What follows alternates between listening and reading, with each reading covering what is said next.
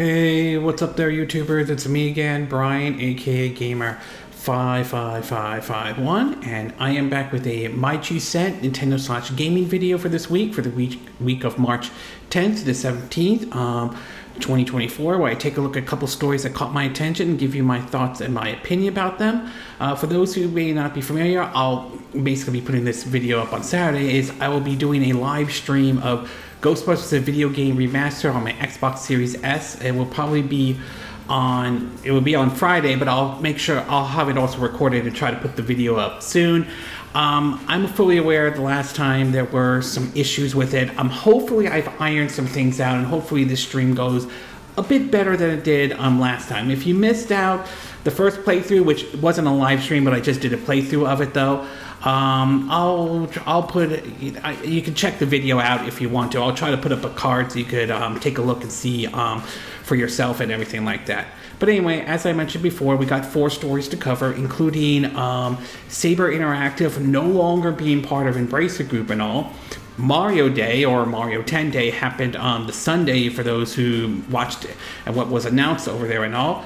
Unicorn Overlord, the new game from Vanillaware and Aulx, seems to be getting off to a pretty good start in both Japan and in the UK.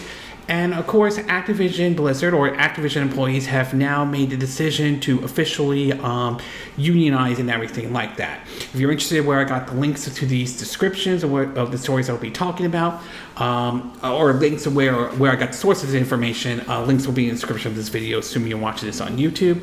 But before we get started, I like to do what I like to call is the quick My 2 Cents, excuse me, stories that kind of caught my attention, but not going to go into a huge amount of details and everything like that. The first one has to do with the Penny's Big Breakaway that recently came out on the Nintendo Switch. We'll be getting an update, and this will include basically increasing the frame rate on the Switch version. Now, for those who are not familiar, the Switch version of Penny's Big Breakaway runs at 30 frames per second, but this new update they seem to be aiming for will have the game running at 60 frames per second. Now, assuming this is true and everything and what the developer is saying is correct, it wouldn't surprise me if there is some modification or at least maybe a change in the resolution to get the game running at 60 frames per second. But still, very nice that they are working to try to get that game running at 60 FPS for at least the Switch version of Penny's Big Breakaway. We also learned that a new emulator shows up, basically by the name of Solow, or basically a take on Yuzu or everything like that. And they're hoping to basically try to avoid the wrath of, Nintendo. After, I'm sure most of you are aware, they went after the emulators of Yuzu and everything like that and sued them and all. We'll see if they can avoid the kind of mistake Yuzu made and try not to get Nintendo's attention. But having said that though, my position on emulators still stands. I think I'm very mixed on it, and I think there's a little bit of a gray area with it though. Like I said, I understand the game preservation argument, and that argument is true, but at the same time, I can understand Nintendo's reason for doing it, especially as what we saw, as I mentioned before, Metroid Dread and the whole situation surrounding Kotaku when they put out a story of how to emulate Metroid Dread before it even came out and everything like that. So I'm still mixed on emulators to a certain extent.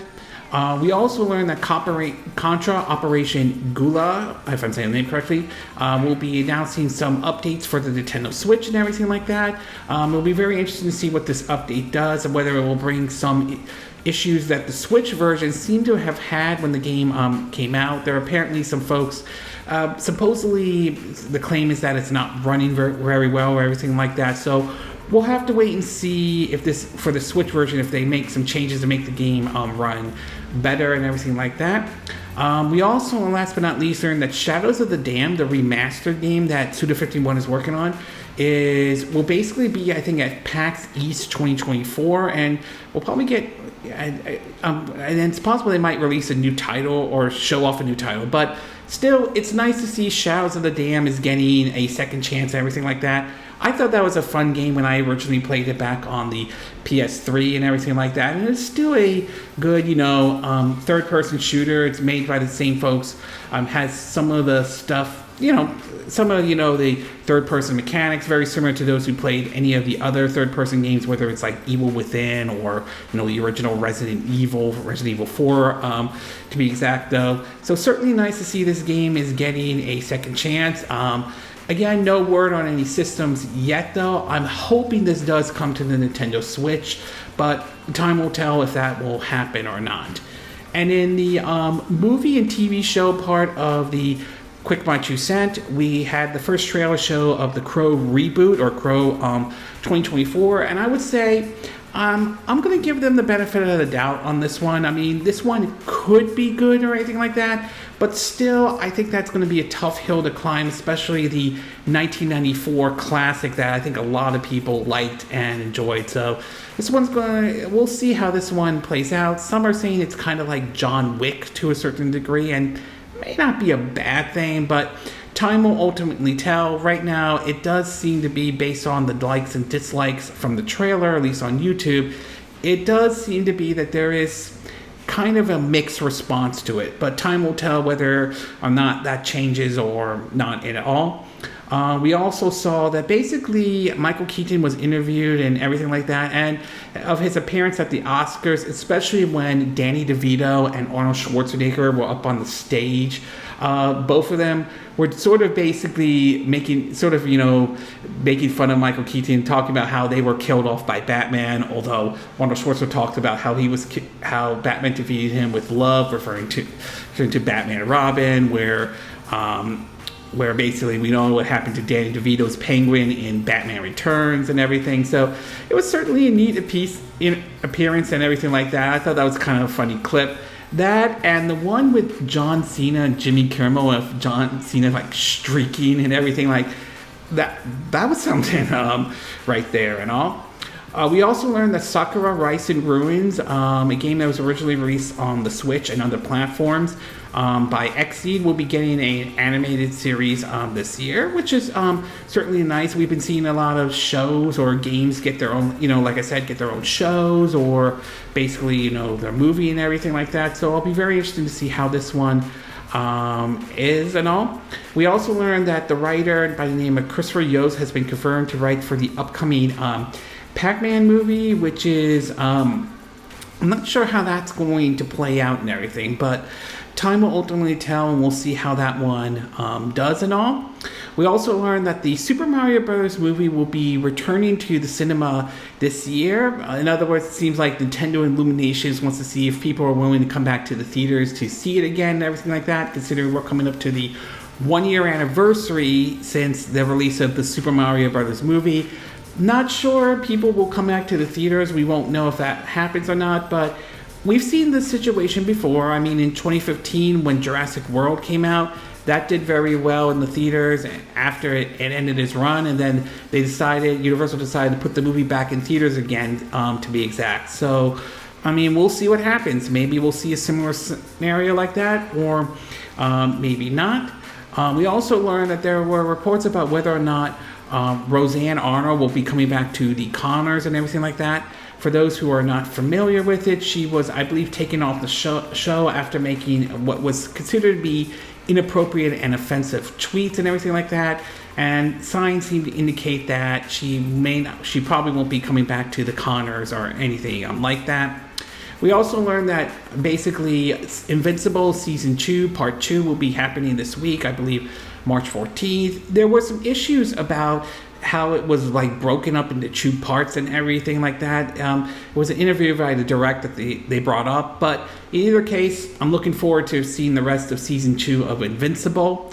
And last but not least, we learned that Patty Jenkins, if I'm saying her name correctly, will be returning to direct the upcoming Star Wars Rogue Squadron movie. Originally, she wasn't going to do this mostly because of her work on Wonder Woman 3, but since we know Warner Brothers Discovery is pretty much rebooting their cinematic universe and pretty much killed off any attempt to do a third Wonder Woman movie, or at least the Wonder Woman movie part of the DCEU as it once called. So right now it looks like she'll be returning to do basically the Star Wars Rogue Squadron movie for Lucasfilm and Disney and all. Okay, with the quick my 2 cent part now done, along with the movie and TV show part, we'll get started with our first story. And this one has to do with Activision and the recent announcement of some of the employees that actually decided to unionize and everything. Now, one of the things that I've seen over the years that we've been seeing a recent push for has been unionization into, the gaming industry or the tech industry in general. And I've always found this to be kind of fascinating and interesting, and mostly because before I started to see this, I've always viewed unions as mostly pushing for, for blue-collar workers and blue-collar jobs, considering I consider myself a blue-collar worker. I worked at a lot of blue-collar jobs and everything like that. So it was kind of interesting to see this push in both the tech industry and the gaming industry. But when you start hearing stories about ranging from crunch time to layoff from some of the employees to even one case with Activision Blizzard before Microsoft purchased Activision Blizzard was, because they didn't make all the money in the world, they decided to lay off several employees while their higher ups give themselves a nice big fat juicy bonus and everything like that. But we started to see this push within basically companies ranging from Activision Blizzard to Bethesda to Sega and everything like that. And well, now it seems that basically the QA workers at Blizzard or Activision Blizzard have announced that they are officially unionizing and everything like that. Though, in an article posted on The Verge, it reads, and I quote, around 600 workers in Activision Publishing Quality Assurance Department has formed a union. Assisted by the Communication Workers of America, the employees completed their vote with the results certified on Friday, March 8th. With that, Activision Quality Assurance United, CWA, becomes the latest union to arise out of Microsoft's gaming division and the largest video game union in the United States. In 2022, Microsoft affirmed a labor neutrality agreement with the CWA, which eases the organization process at the company and its subsidiary, including Activision Blizzard, though. And according to one of the employees, by the name of Tom Shelley, if I'm saying the name correctly, Tom Shelley, this is what one person had to say. Quote, though, this has been an emergent effort that arose in the last few weeks in response to the opportunity we had to freely organize following the merger, this person said. As QA workers, we often have the weakest protection and lowest pay of any of the workers in the industry. Even though our work is integrated to the success of the companies we work for and the titles we make and everything like that. This person also praises Microsoft for voluntarily recognizing the union and hope that it will inspire more organizations at the company and beyond. Last year, Microsoft voluntarily recognized the union of 300 Q&A workers at ZeniMax Online, and also joins unions at Blizzard's Albany and Ravensoft. Video game unions are picking up steam but have faced difficulty in light of the rampant layoff in 2023. In 2023, the CWA filed an unfair labor complaint against Sega, claiming the company was planning to phase out temporary employees who were part of the company. Aegis, A-E-G-I-S, union that formed last year when Sega eventually did lay off employees. Aegis said union negotiations were able to save numbers of jobs. So in terms of my position, though I view myself as a blue-collar worker, in terms of unions, my position is that any decision to unionize in any shape, in any form, should and foremost be up to the employees to decide. They should be the ones to decide whether or not they feel unionization is the right direction to go or not. And while I agree that unions should not bully or intimidate or threaten people to vote in favor of unionization, I do want to state the same rule applies to those who use any form of union busting tactics of any type. And if this is true, that Microsoft decided to remain neutral and allow the Activision Blizzard employees or Activision QA workers to unionize and everything like that, then that is something I am willing to applaud. I think that is a very, very good thing indeed. That they allow the employees to make that decision, hold a free and fair vote with no outside interference whatsoever, and they chose to unionize it all. And I think this sort of highlights that we're starting to see, and I may have said this before in the past, a push for unionization, that jobs you traditionally would not view as blue-collar jobs, like these Q&A testers at Activision, or dare I say even white-collar jobs, to be exact. So for me, I'm glad that this was a decision the employees made. They made the decision to unionize. I don't think there's anything wrong with that. I think that is very good that they made that decision and that decision alone. And I will at least applaud Microsoft for at least sticking to their words of saying, hey, we will remain neutral if you make the decision to unionize or not. A position that I do applaud them for, if assuming what we're hearing is true and they maintain that position nevertheless. So overall, I think it's a good thing that the employees were given the opportunity to vote and decide which direction they want to go. They wanted to unionize. I think there's nothing wrong with that. I think that is a good thing indeed. So great that they made this decision, and we'll see what this means going forward to other companies out there, whether their employees will make the decision if they want to decide to unionize or not. But regardless of what choice they decide to make, I believe it should and always be the employees' decision to decide if they feel unionization is the right direction to go or not. Okay, we're going to take a quick break, and when we get back, we'll get to part 2. And this one has to do with apparently Unicorn Overlord, especially in the UK and Japan, where it seems to be getting off to a pretty good start right so far. So we'll take a quick break, and we will be right back.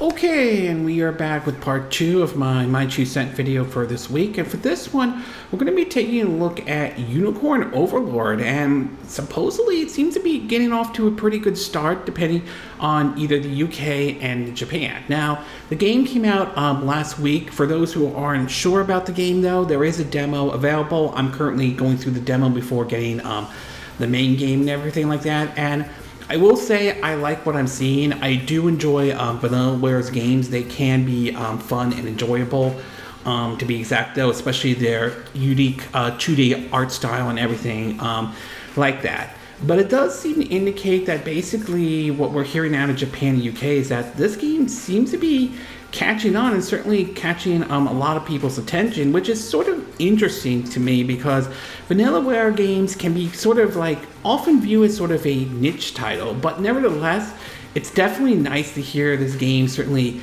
getting good attention and everything like that.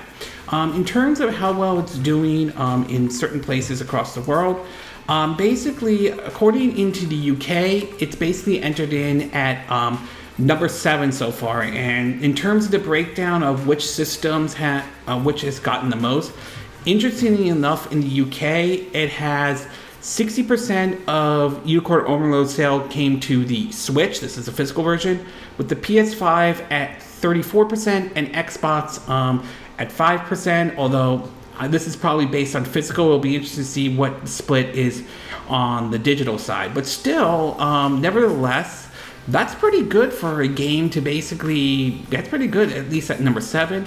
They also mentioned, Bayonetta 3 is back on here, along with Mario plus Rabbids Sparks of Hope and Super Mario 3D World Bowser Fury. But still, it's nice to see that this game is basically doing very well, basically in the UK and everything like that.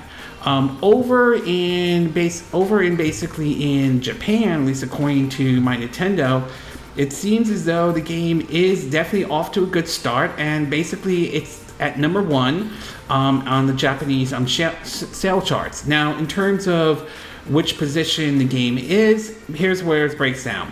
It's at number 1 for the Nintendo Switch version, with the PS5 version at number 3, and the PS4 version at number 8. In terms of sales wise, basically what we're seeing here is for the Switch version, it basically sold 4,991 units.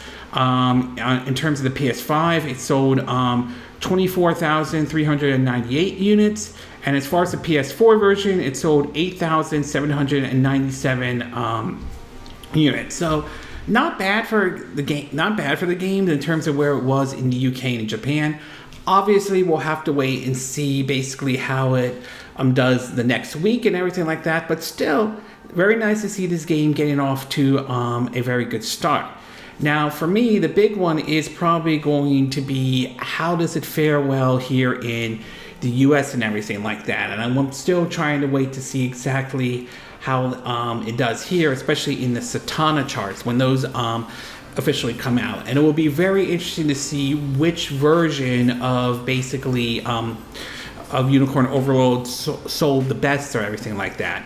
Right now, it does seem in Japan and UK, the Switch version was probably the best one. It'll be interesting to see how that version does here in the US, whether that becomes the best-selling version, or if the PS4 or the PS5 or the Xbox version becomes the best-selling. So we'll have to wait and see until the Satana, charts come out and everything like that. But overall, it does sound like Unicorn Overlord is off to a great start. That probably has to be great for Aulx and Vanillaware and everything like that.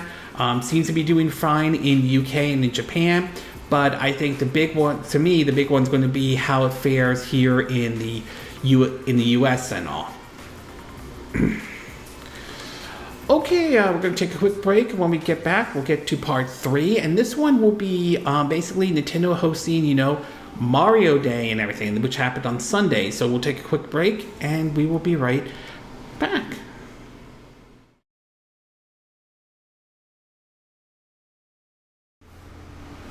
Okay, and we are back with part 3 of my 2 cent video for this week. And for this one, we're going to be talking about Mario Day that happened this Sunday, though. So this is sort of a thing we've been seeing, Nintendo do lately. Every March 10th is considered Mario Day, much kind of similar to what Lucasfilm and Disney does with May the 4th being, Star Wars Day and everything like that. And there were some pretty interesting announcements to make that they did for Mario Day and everything like that. Were these announcements exciting? I'm not really sure I would consider them exciting. What would have been exciting is a brand new 3D Mario game or anything like that. That might have made it though. This one was it was alright. There were some nice announcements, but again, I don't think it was anything groundbreaking or anything wow factor, including one in particular that I think a lot of us kind of knew was coming. It wasn't a case of if they were going to do this, but when they were going to do this, or when they were going to announce it all. So in terms of what was announced during Mario Day, basically there were several announcements. Some of them ranging from the fact that we'll be getting more Mario Lego sets that will be coming out this year. The ones that they will have is the Battle with Roy at Peach's Castle. They'll have King Boo's Haunted Mansion and all, kind of like Luigi's Mansion and everything like that. And, Bowser's Express Train, which looks kind of similar to what we saw in Super Mario 3D World. On top of that, we also know that basically they are Nintendo and Lego are planning to do their next set, which will be focused around Mario Kart and everything like that. Although just a teaser trailer was shown, no real big announcements or anything like that was announced or anything like that. But supposedly the Mario Kart 1 should be available sometime next year. In terms of any other announcements, we did get basically 3 games heading into the Nintendo Switch service. Though all 3 of them are Game Boy games. Mario Golf, I believe the other one is Mario Tennis, and the Game Boy version of Dr. Mario will be coming over to the Nintendo Switch service. Again, not bad. Personally, I would have liked to see Super Mario 3D Land, Super Mario Land make its way onto the Nintendo Switch servers, to even, Wario Land, Super Mario Land 3 as well. So, these aren't bad picks, but there are other Mario games I would like to have seen would have announced basically at the service and everything like that. We did learn about basically the release date for basically 2 remakes and everything like that. The first one is Luigi's Mansion 2D, Luigi's Mansion 2 HD, or formerly known as Luigi's Mansion's Dark Moon for the 3DS. That will be coming out on June 27th, 2024 this year. Paper Mario, the Thousand Year Door remake has been announced. It will be, or the release date for that has been announced, and it will be out on May 23rd, 2024. But finally, the what would be considered the big announcement, although, like I said, a lot of people kind of saw this coming, is that Nintendo and Illumination has announced that they are working on the sequel to basically a Super Mario Brothers movie. They expect it to release on April 3rd, 2026. No word on the plot or anything right now, so it's probably a bit too early to see anything like that. But supposedly the original writers, along with the cast, voice actors, along with the directors, are returning and everything like that. Even though we don't have a good idea about what the sequel might be, given if we were to base everything off of the end credit scene from the Super Mario Brothers movie, odds are definitely more in favor of the fact that Yoshi probably is going to play a big part in it. How big of a role, that remains to be seen. But the fact that they announced an official sequel shouldn't really shock everybody, considering how much money this movie made at the box office, or around $1 billion in the box office, everything like that. There was no doubt in my mind a sequel was probably going to happen. It was just a matter of when they were going to announce the sequel. So to me, it was great that they're doing the sequel. I'm looking forward to it, but I think for a lot of us, I think it was a matter of when were they going to officially announce them doing the sequel and everything like that. So in terms of how Mario Day was, I would say it was all right. I mean, I don't think there were any huge announcements, but there was, I wouldn't say terrible announcements. I mean, great that we have a release date for Luigi's Mansion 2 and Paper Mario The Thousand Year Door. Great that they're working on the sequel to the Super Mario Brothers movie. But I think, like I said, I think a lot of us kind of saw this one coming and kind of figure, yeah, it was only a matter of time before they officially announced it. So overall, I would say Mario Day and some of the announcements they made, I would say it was all right. It wasn't anything special or memorable, at least in my view, but it certainly wasn't terrible or anything like that. To me, it was fine. It was okay, at least in my book, though. Okay, we're going to take a quick break. When we get back, we'll get to our fourth and final part of our My 2 Cent video, and this one has to do with it being official that Saber Interactive is no longer part of Embracer Group. So we'll take a quick break, and we will be right back.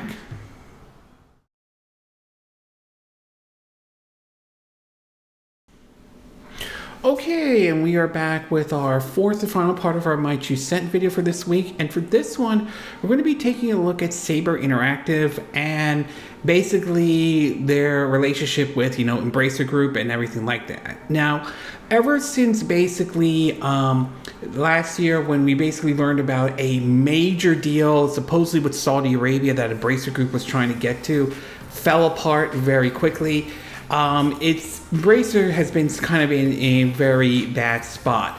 This has led to situations where they had to look at canceling not only a lot of games that were supposed to come out, but also closing down some studios and all, including Free Radical, that was brought back up to try to do a remake of the original Time Splitter and everything like that. And so with that, there was uncertainty about a lot of the studios and everything like that.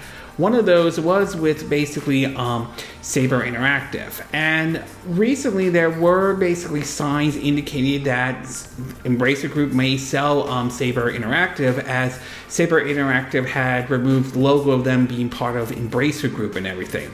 Well, recently it has been confirmed that that has happened, and it also has led to what this means for several games that Saber Interactive was basically taking part of and all. In an article from Video Game Chronicles, it was basically said that, quote, in an announcement to investors on Thursday, Embracer said the sales bet will now cease all operation in Russia while improving Clash Road. I mean, it's basically saying that Embracer has officially sold off Saber Interactive, the group which is home to 3D Realm, Slipgate, and Ironwork, and more for $240 $47 million in all. It said that Saber is being sold to a group of private investors under Beacon Interactive, a company controlled by Saber Interactive co-founder. It said that Saber will keep studios Nimble Games, Star Trek Infinite, 3D Realms, Iron Fury, Sandbox Strategy, New World Interactive, Insurgency, Slipgate Ironworks, Graven, Mad Heads Games, Fracture Byte, and Digits. Though Embracer will retain Tripwire, Beamdog, Tuxedo Lab, Demuche Silver, if I'm saying the name correctly, Asperity, Snapshot Games, and 34-Bit Things. Saber buyer has also been granted an option right to acquire 4A games at Zen Studio for a fixed price within a certain time period. Though, in an update, it points out that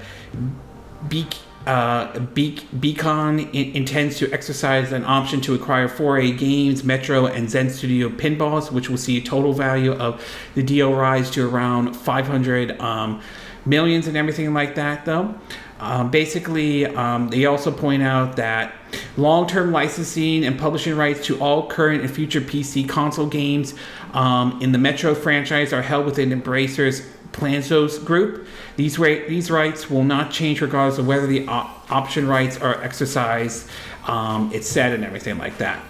The CEO of Embracer said, quote, "I am pleased we have found a win-win situation for Embracer and the parts of Saber that now will leave us. This transaction puts both companies in a stronger position to thrive going forward," and everything like that. It also points out in terms of Russia, it says, quote, "Embracer has now able to discontinue all operations in Russia according to a previously board decision while safeguarding many developers' jobs under new independent ownership. At the same time, we kept key companies, valuable IPs, and future publishing rights. Cash flow is imminently improved, and we remain committed to reducing net debt. This transaction yields additional headroom to monetize debt in accordance with existing bank agreements and will improve financial flexibility and everything like that." So it basically confirms that basically Saber will no longer be part of Embracer Group and everything like that. Some projects will remain,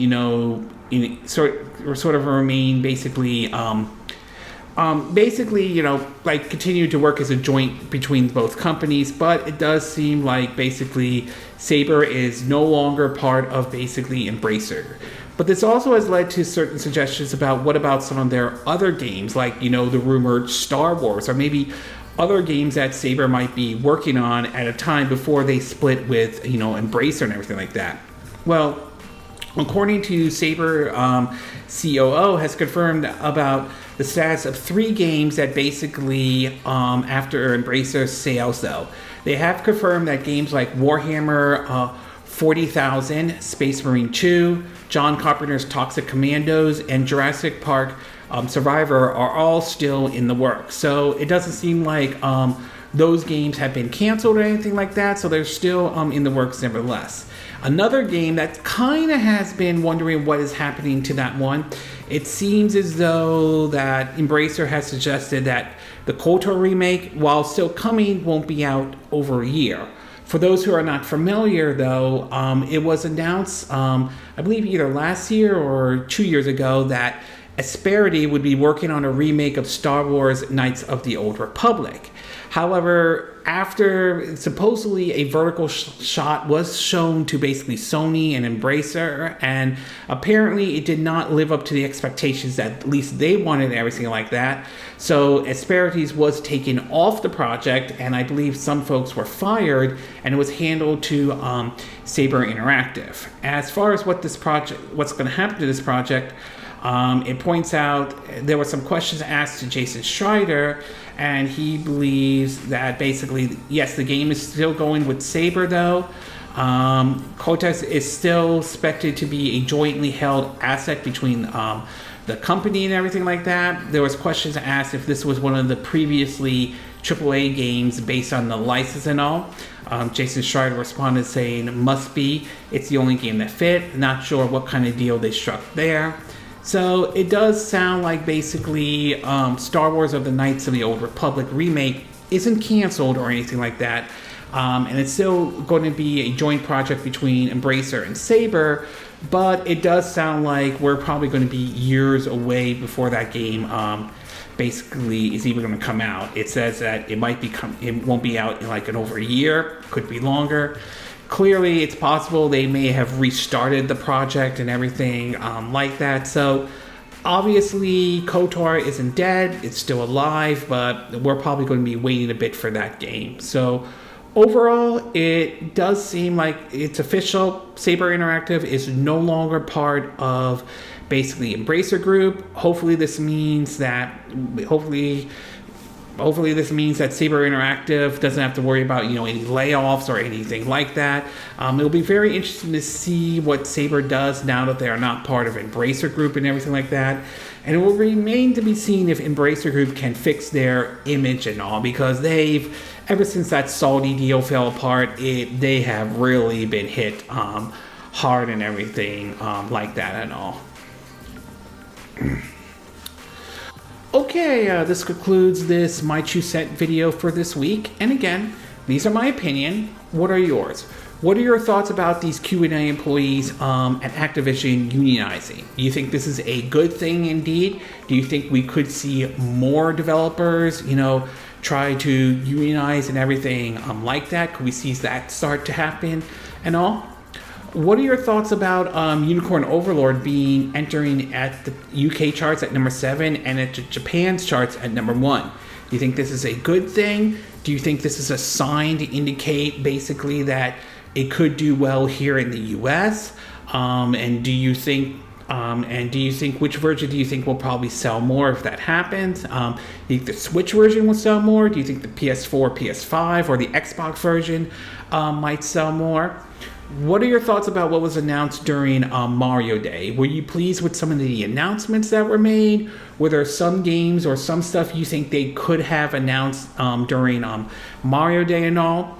And what are your thoughts about Saber Interactive parting ways with Embracer Group? Do you think this is a good thing indeed?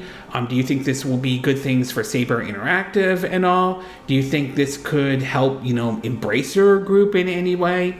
Do you agree with what I said in this video? Do you disagree? Do you have a difference of opinion? As always, sound off in the comment section below. Let me know what you think. And if you do like this video, I hope you hit the like button. I would appreciate it. And I hope you do subscribe to my YouTube channel. If you do, make sure you hit the bell icon for notifications of any new videos I put up. Also, feel free to share this video if you want to. And feel free to donate to my channel if you like. You could do it through PayPal Me, Patreon, or Steamland. Links will be in the description of this video, assuming you're watching this on YouTube. And I will see you again next time when I do another video. Hopefully that'll be soon. Until then, from Southern California, I wish you all a good day then. Bye.